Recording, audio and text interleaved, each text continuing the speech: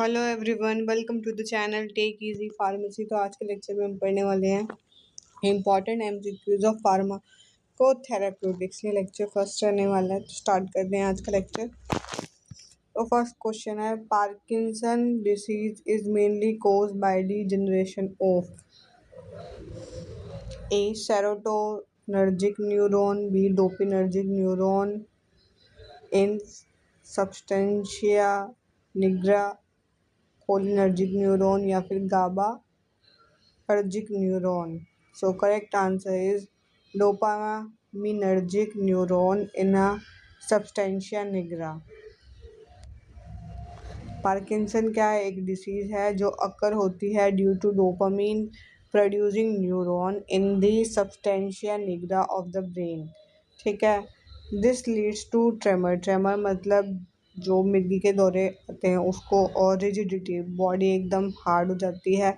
ब्रेडिकाइनेसिस, ब्रेडिकाइनेस का मतलब होता है स्लो मूवमेंट हो जाती है, और पोस्चरल इंस्टेबिलिटी हो जाती है। नेक्स्ट क्वेश्चन है, which drug is considered the gold standard for the treatment of Parkinson disease? इनमें से कौन सी ऐसी ड्रग है जो कि गोल्ड स्टैंडर्ड मानी जाती है पार्किंसन डिसीज में? ए सेलेजिलाइन, बी लीवोडोपा, सी अमांटाडीन, या फिर D bromocriptine. So correct answer option number B levodopa. Levodopa क्या करती है? Is converted into dopamine. Dopamine में कन्वर्ट होती है हमारे ब्रेन में, और इफेक्टिवली इम्प्रूव करती है सिम्टम ऑफ पार्किंसन डिसीज को। It is usually given with the carbidopa to reduce peripheral side effect. तो इसको कार्बिडोपा के साथ दिया जाता है ताकि हम उसका पेरिफेरल साइड इफेक्ट रिड्यूस कर सकें। नेक्स्ट है, the neurotransmitter most commonly deficient in Alzheimer disease. इसमें से कौन सा न्यूरोट्रांसमीटर जो डेफिशिएंट होता है अल्जाइमर डिसीज में? A dopamine, B acetylcholine, C histamine, या डी गाबा। तो correct answer is B acetylcholine. Alzheimer disease क्या होती है? एसोसिएट होती है with degeneration of cholinergic neuron. इसमें जो कोलिनर्जिक न्यूरॉन होते हैं वो डी जनरेट हो जाते हैं, जिसकी वजह से क्या होता है, हमारा एसिटाइल कोलिन का लेवल है वो रिड्यूस हो जाता है, विच कोज मेमोरी लॉस, जिसकी वजह से हमें मेमोरी लॉस होता है और कॉग्निटिव डिक्लाइन होता है। नेक्स्ट है हमारा, which drug is commonly used in mild to moderate Alzheimer disease? इसमें mild to moderate Alzheimer disease में कौन सी यूज की जाती है? डोनिपिजिल, हेलोपेरिडोल, डायजेपाम, या फेनाटोइन। सो करेक्ट आंसर ऑप्शन नंबर ए डोनिपिजिल। तो डोनिपिजिल इज अ एसिटाइल कोलिनेस्टेरेज इनहिबिटर होता है। ये क्या करता है? इंक्रीज करता है एसिटाइल कोलिन के लेवल को हमारे ब्रेन के अंदर, और इम्प्रूव करता है हमारी कोग्निटिव फंक्शन, और अल्जाइमर डिसीज को ट्रीट करने में हेल्प करता है। नेक्स्ट है, stroke caused by blockage of cerebral blood vessel is called. जो स्ट्रोक है अगर हमें आया है तो उसने क्या क्या ब्लॉकेज करी हमारे सेरिब्रल ब्लड वेसल में, तो उसको हम क्या कहेंगे? Haemorrhagic stroke, ischaemic stroke, septic stroke, या hypovolaemic stroke. So correct answer is option number B ischaemic stroke. तो इस्केमिक स्ट्रोक में result from the obstructive of blood flow. इसमें क्या होता है, हमारा ब्लड फ्लो में ऑब्स्ट्रक्शन आ जाता है to the brain due to thrombosis और embolism, accounts for most stroke cases. ठीक है। नेक्स्ट है, which drug is used for the thrombolysis in acute ischemic stroke? तो आंसर है A aspirin, B heparin, C alteplase, या D warfarin. जो correct answer option number C alteplase. Alteplase क्या करता है? डिजोल्व करता है ब्लड क्लॉट को और रिस्टोर करता है मेरे ब्लड के फ्लो को, जब हम उसे एडमिनिस्टर करते हैं किसके साथ में? विद द रिकमेंडेड टाइम, जो भी हमारा रिकमेंडेड टाइम विंडो होती है आफ्टर ऑनसेट ऑफ स्ट्रोक, जब हमें स्ट्रोक आता है। ठीक है। Migraine is commonly characterise by, migraine commonly कैसे कैरेक्टराइज कर सकते हैं? बाइलेटरल हेडेक होता है, इसमें सिर्फ यूनिलेटरल थ्रोम्बिंग हेडेक होता है, या फिर फीवर एंड हेडेक दोनों होती है, नेक रिजिडिटी होती है। So correct answer option number B unilateral throbbing headache होता है। इसमें माइग्रेन क्या typically present as a pulsating unilateral headache associated with nausea, vomiting, and sensitivity to light and sound। तो माइग्रेन क्या है? Typically present as a pulsating unilateral headache होता है। इसके साथ में हमें नोजिया भी हो सकता है, वोमिटिंग भी हो सकती है, और सेंसिटिविटी हो सकती है हमें लाइट और साउंड से। Which drug is commonly use for acute migraine attack, इनमें से कौन सी ड्रग है जो अक्यूट माइग्रेन अटैक में यूज की जा सकती है?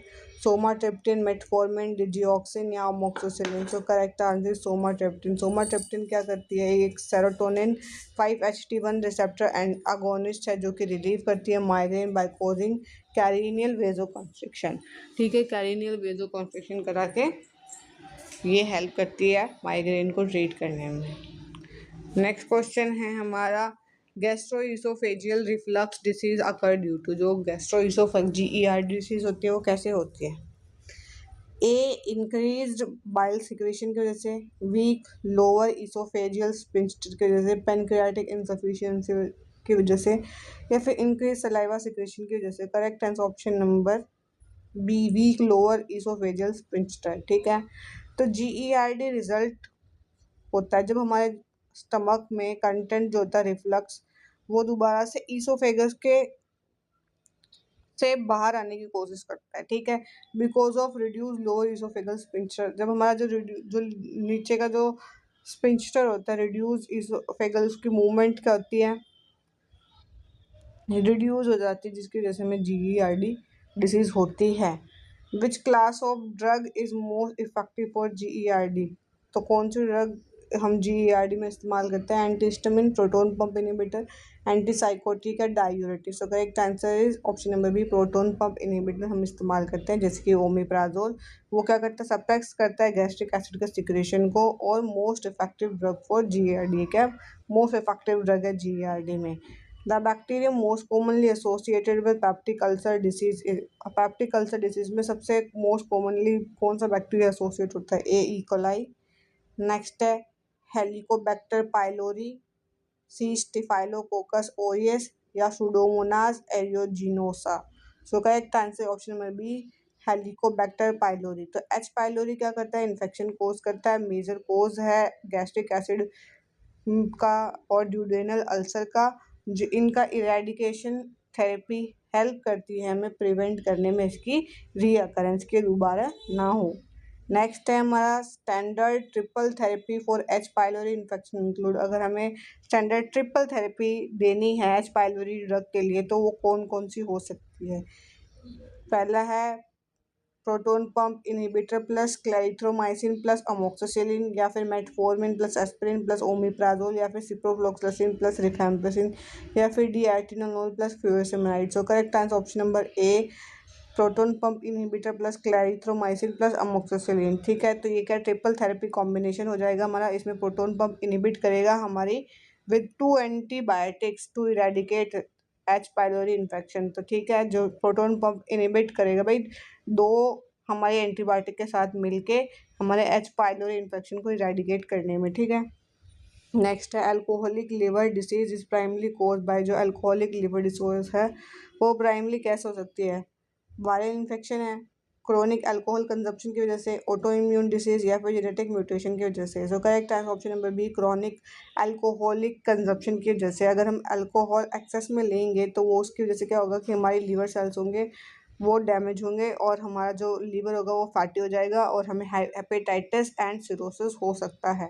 नेक्स्ट है Crohn's disease can affect. Crohn's disease क्या इफेक्ट कर सकती है? ओनली कोलोन, ओनली स्टमक, या any part of GI tract, या फिर only rectum. So correct answer option number C, any part of GI tract को इफेक्ट कर सकती है। क्रोन डिसीज में involve any segment from mouth to anus, में कोई सी भी सेगमेंट को इफेक्ट करती है mouth to anus, and is characterized bye transmural inflammation. इसको हम ट्रांसम्यूरल इन्फ्लेमेशन भी कहते हैं। नेक्स्ट है हमारा ulcerative colitis mainly effect.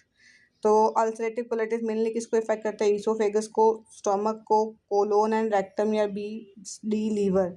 So correct answer option number C, colon and rectum. Ulcerative colitis क्या limited to the large intestine, ये large intestine तक लिमिटेड होता है और कोज करता है कॉन्टिन्यूस म्यूकोजल इन्फ्लेमेशन, जिसकी वजह से कॉन्टिन्यूस म्यूकोजल इन्फ्लेमेशन ये कोज करता है। अब क्या, the most common cause of iron deficiency anaemia.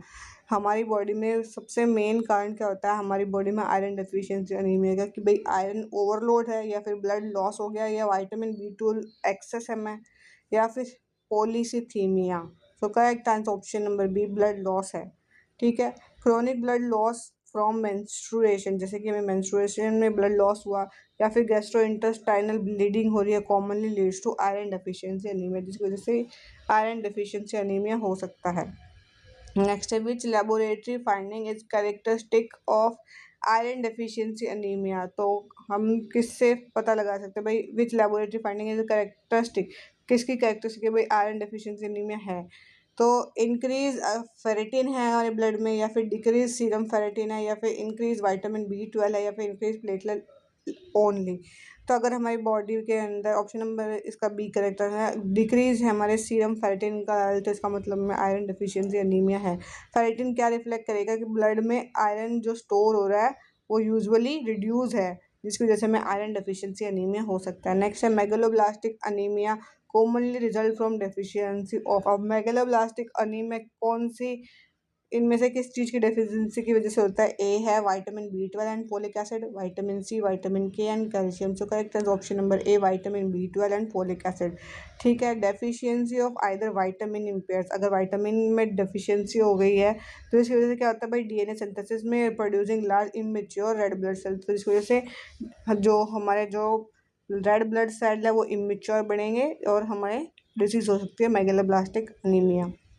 Next है tuberculosis is cause by, tuberculosis किसकी वजह से हो सकता है? माइकोबैक्टीरियम ट्यूबरक्लोसिस की वजह से, बी स्ट्रेप्टोकोकस न्यूमोनिया की वजह से, सी इकोलाई, या फिर D Candida albicans. So correct answer option number A Mycobacterium tuberculosis. तो ट्यूबरक्लोसिस क्या एक क्रोनिक इन्फेक्शियस डिसीज है जो कि कोज होती है माइकोबैक्टीरियम ट्यूबरक्लोसिस की वजह से, जो प्राइमली अफेक्ट करती है हमारे लंग्स को। ठीक है, नेक्स्ट है which of the following is a first line anti tubercular drug, इसमें से first line anti tubercular drug कौन सी? आइसोनियाजाइड, फ्लूकोनाजोल, एसाइक्लोविर, या D ceftriaxone. So correct answer option number A isoniazid. Isoniazid क्या है? One of the primary drug है जो कि यूज़ की जाती है स्टैंडर्ड टीबी ट्रीटमेंट के रेजिमेंट में, अलॉन्ग विद किसके किसके साथ? इसके साथ रिफैम्पिसिन, पायराजिनामाइड एंड इथाम्बिटोल, ये ड्रग्स भी यूज़ की जाती है।